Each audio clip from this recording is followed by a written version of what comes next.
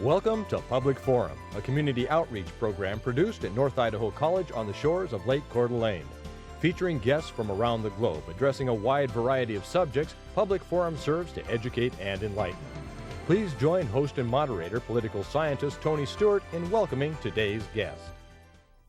In January of this year, we were very fortunate to bring our guest to North Idaho College, and one of our panelists today was responsible for this, Pam Pratt, and he was here during the celebration of our 23rd Martin Luther King Children's Program under the title, Do the Unthinkable. Our guest today from Atlanta, Georgia is Scott Rigsby. Our guest is a physically challenged athlete who overcame significant physical trauma and personal tragedy to become a 4-time world record holder and the first double amputee to ever complete an Ironman distance triathlon on prosthetics. And he also was honored in 2007 with the Ford Ironman World Championship that was in Hawaii and was broadcast by NBC Sports. Scott, I had the privilege of being present when you were talking to over 1,200 fifth graders, and you were very, very powerful and you inspired them. And welcome to our program. I'm glad to be here. Thank you for having me. And I'm very pleased to have 3 panelists today. First of all is Chanel Burke, who's an attorney in the state of Idaho.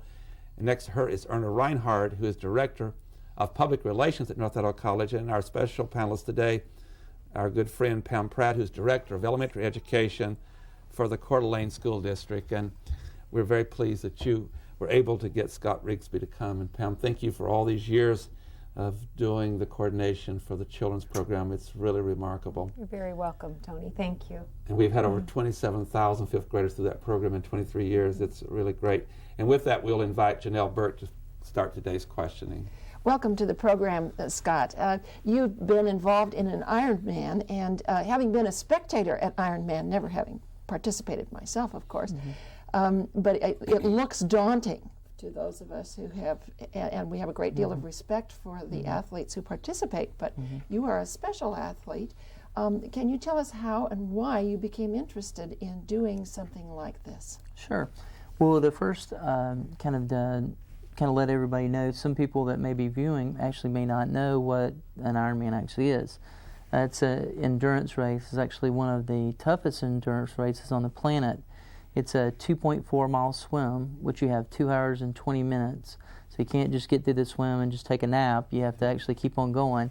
So you have this 2.4 mile swim in either a lake or an ocean. You have a 112 mile bike ride.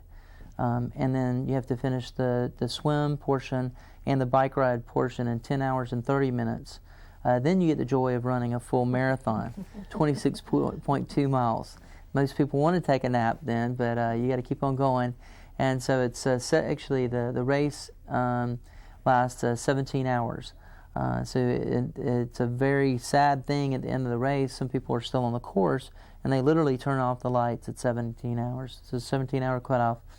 And the way that I got it's really exposed to the Ironman competition is it was December 2005. I had already been through 26 surgeries, $2 million worth of medical procedures.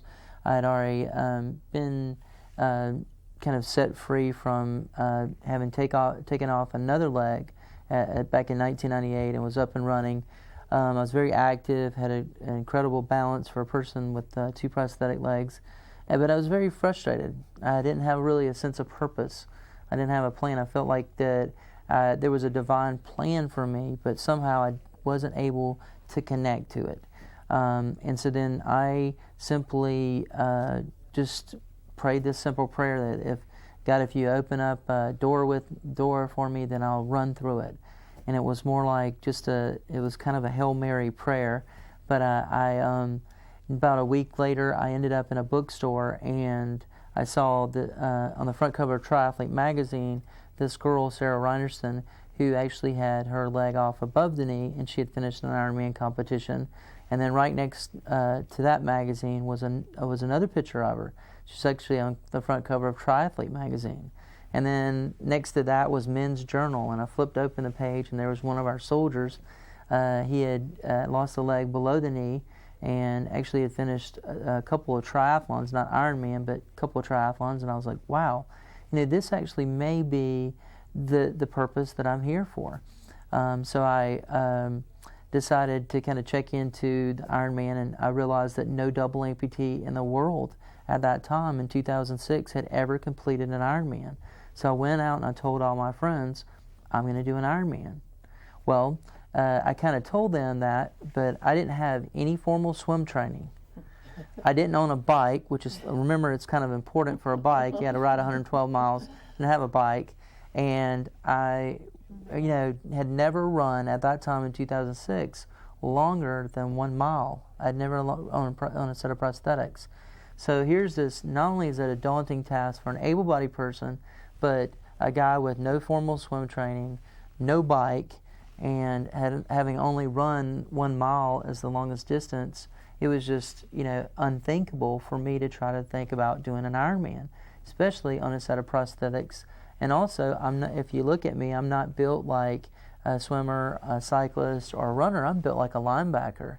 And I played high school football, and I played, sports that were just very, you had to exert a lot, but it was very short term. And so to try to change, the body that I was kind of, the earth suit, I guess, that I was kind of given, it was a very daunting task. Erna Reinhardt. Scott, welcome to the show and welcome back to Coeur d'Alene. I know you competed in the Coeur d'Alene Ironman this last summer, and it was wonderful watching you while you were there. Just continue your story, because you just started sharing with us how you got into Ironmans, but I'm interested, share with us how you got your prosthesis fitted and that you have more than one set of legs. Sure. Well, when I first started, to kind of continue with my story, one of the things I encouraged the kids that I met with this week is, here I have this daunting task to try to do this Ironman and all these challenges, and I didn't try to do the Ironman all at once in my training. What I simply did is I focused on not on the things that I didn't have, like a bike, like a place to swim. I simply focused on the things that I actually could do, and that was actually I could run. So for 2 months there, all I did was run. I didn't swim or bike, obviously, because I didn't have one.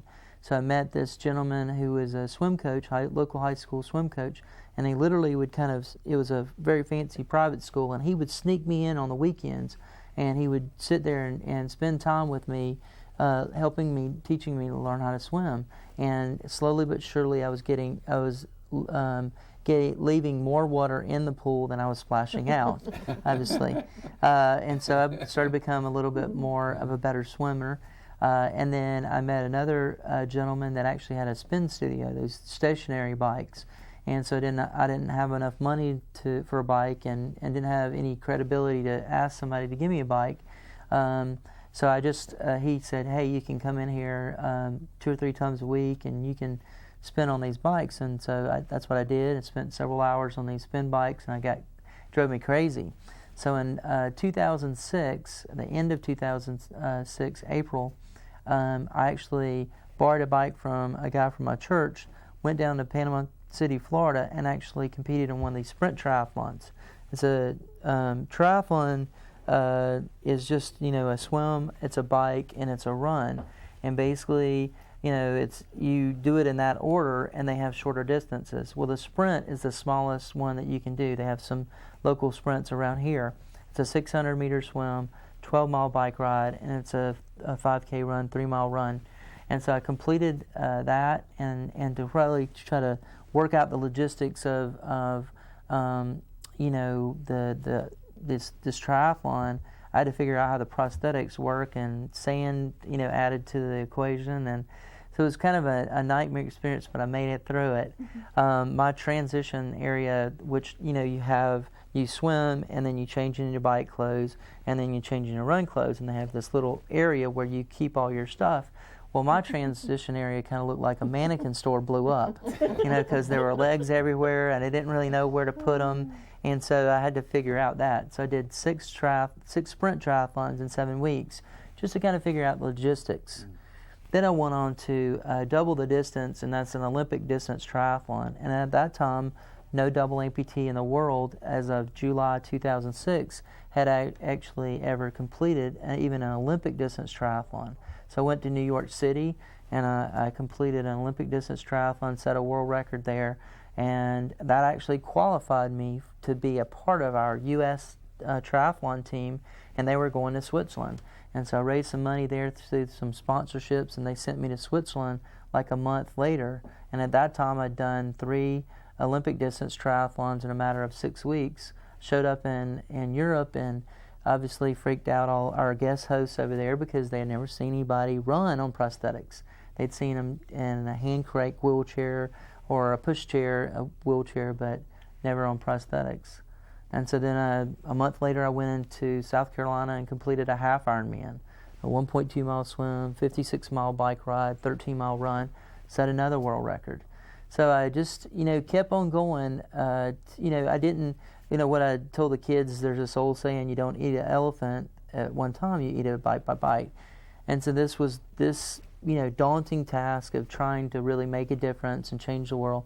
Really started simple. It started with this little Smith triathlon, and then I went on to become the first below-the-knee amputee in the world to finish a full marathon, and that was in the March of 2005 or March of 2007. And then I came here to the lovely area of Coeur d'Alene. I was really embraced by the people.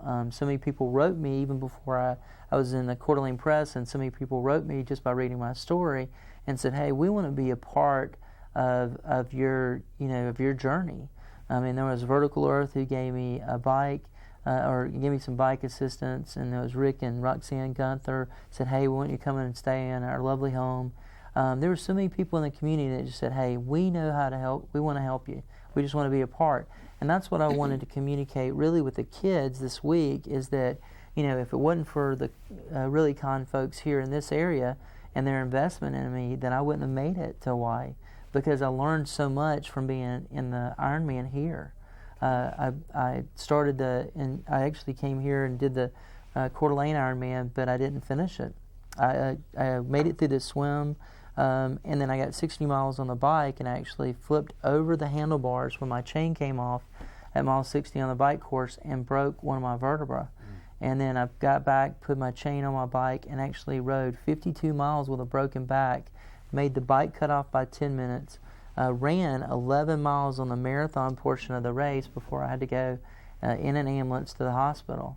My coach had said, "Hey, let's call it a day." And so, that's one of the things I also share with the kids, is that here, this dream of setting a world record and really, able to pay back these folks that invested in me, it was kind of dashed. And so even if your dreams get dashed, you have to get back up. Pam Pratt. Okay. Well, it's been a pleasure being with you most of the week, Scott, and listening to you talk with the children. And they loved that you had your 4 different sets of legs, your swim legs and your biking legs and your running legs, to share with them. And but after they watched and listened to you, they had some very thoughtful questions, and I thought, would you take the time to maybe share 2 of those and how you answered those with the kids? I'd say one of the most important questions was having to deal with this the truck driver. That I was injured when a truck driver tried to pass us in a no passing zone, a WL line, and there came a bridge, and I was sitting on the back of a truck, pickup truck, and I got knocked off, got my legs caught underneath our trailer, and I got dragged down the road 328 feet. Well, having survived the accident, I actually met the truck driver, and this is when you were 18. This was when I was 18 years old. And the kids asked me, how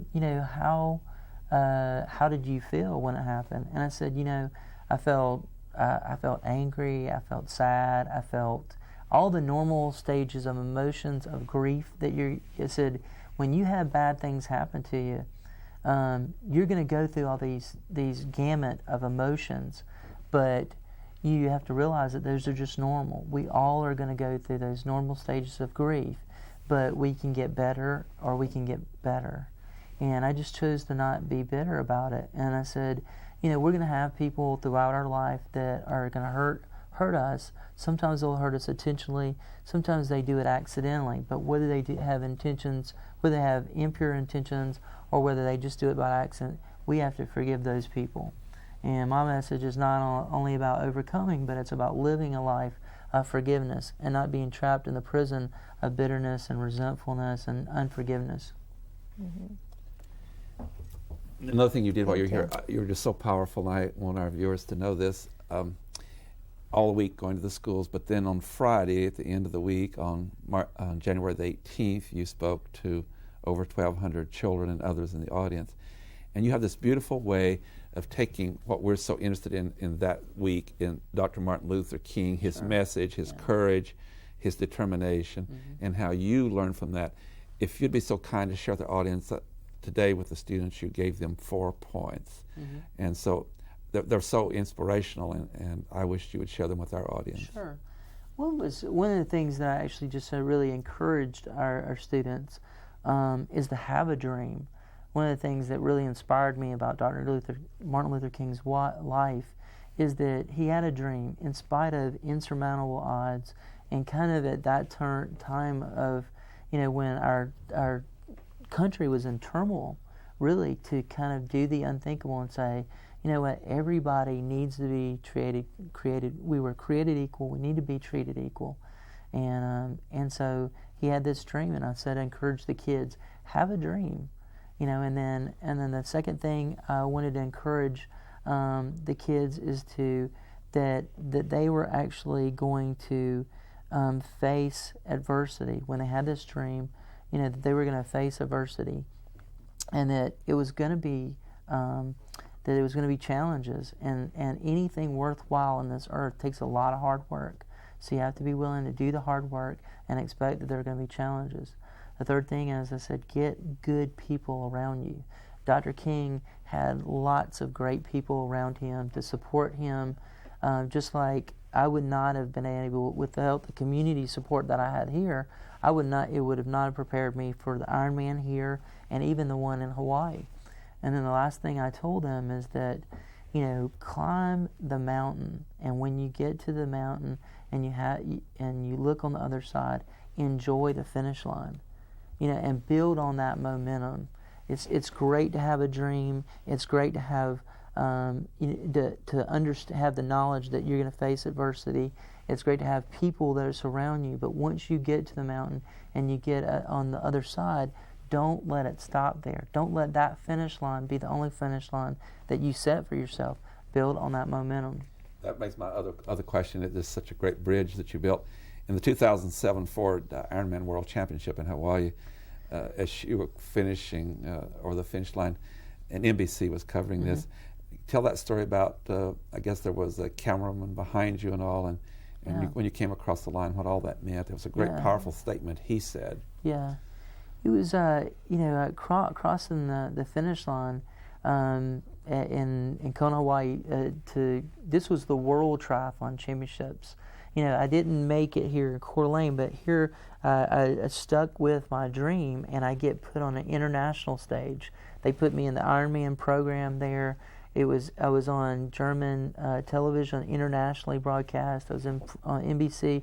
So here, I could have just said, okay, this Ironman dream is just going to die here, but I didn't.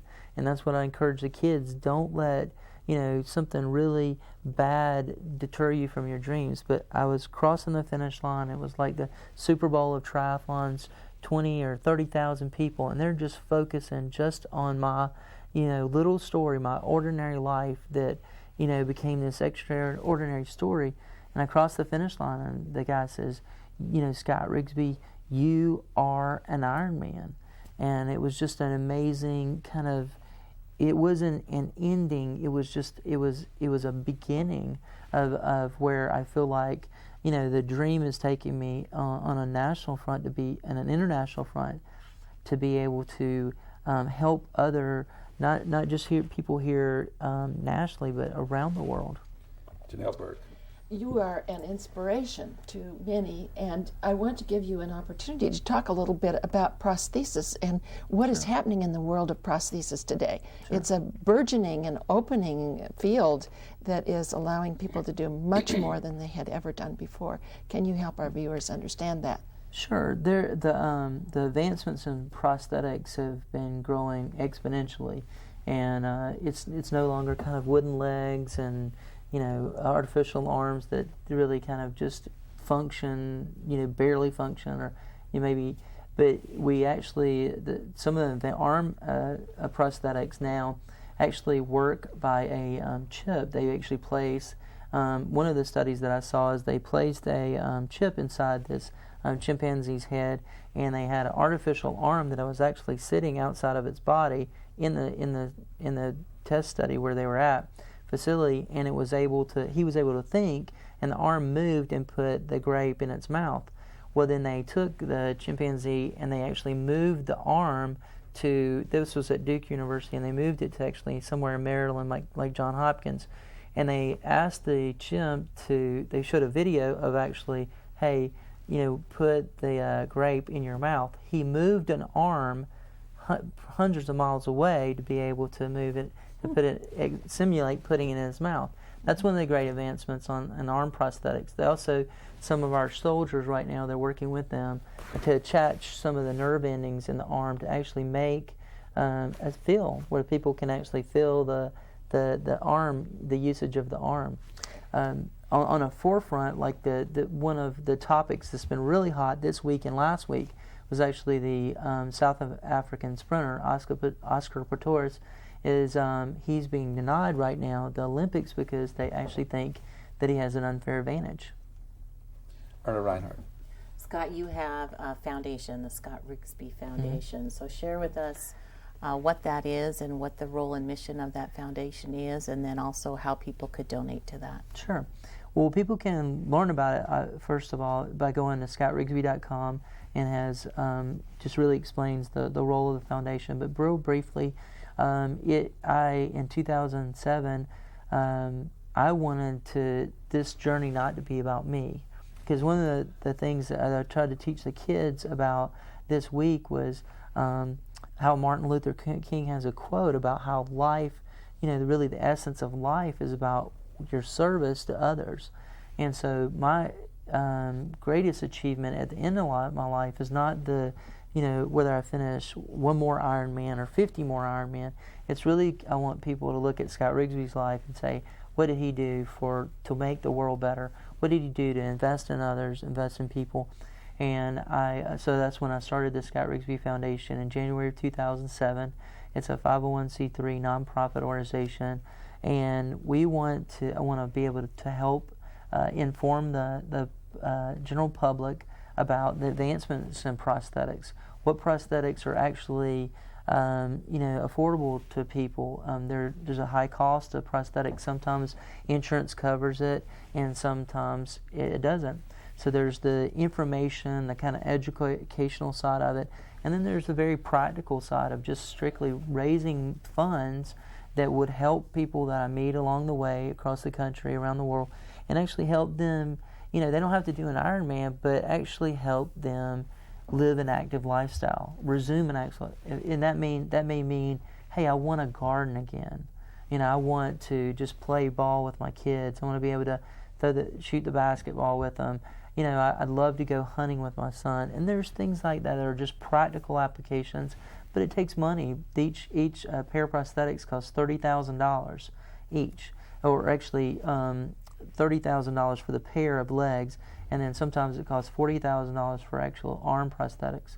So there's a big expense out there, and so people, when they donate, they're really donating for the greater good. They're not donating to kind of fund me or anything like that. Which I'm here just to really be a face where sometimes with organizations and with foundations, you see a foundation name, but you really don't have a person that you can associate. And so I want people to go, I not only support the Scott Rigsby Foundation, but I know what Scott Rigsby is all about. Pam Pratt. You mentioned this week a group, I think it was called World Vision. Right. Vision. That has invited you to go to Ethiopia, and I was just wondering, what would you be doing there? Well, actually, the story about World Vision is one of their management team of this worldwide organization that goes in different countries, and they feed the hungry. That we're actually in talks right now about how we can partnership They've got a phenomenal organization, absolutely amazing. Please check it out.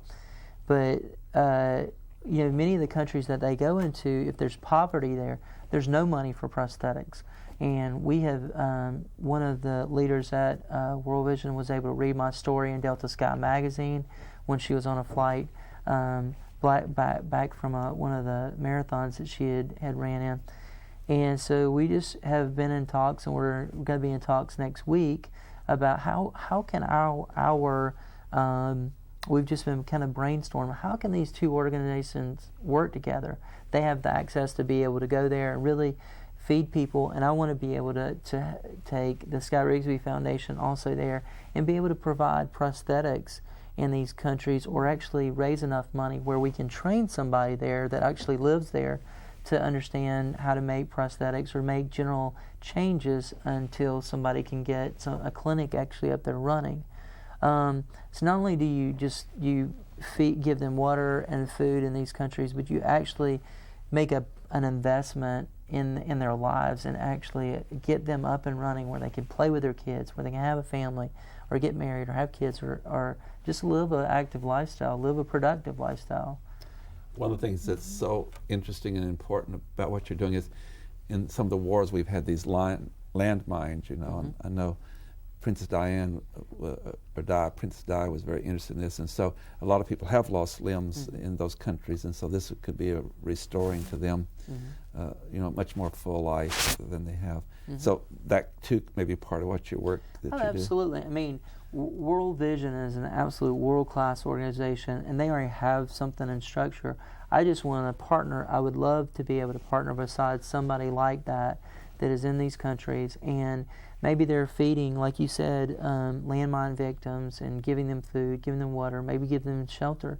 But if they're missing a limb, then I feel like with my 21 years of experience and being able to understand the way prosthetics work and be able to maybe help them. On that note, I have to bring the permanent conclusion. The clock always wins. Okay. It's on behalf of the panel and Pam and our staff, we thank you, Scott Rigsby. You're just an incredible human being, and your story is going to change lots of lives, as it has here the week you've been here.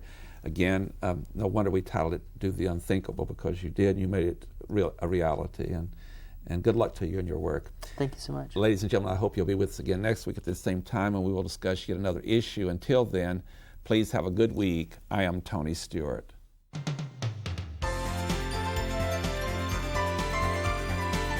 Recorded on the campus of North Idaho College, Public Forum is the longest-running in-house college production on PBS. Each episode is pre-recorded live and is an educational outreach from North Idaho College. Please join us at this same time next week for another edition of Public Forum on this public television station.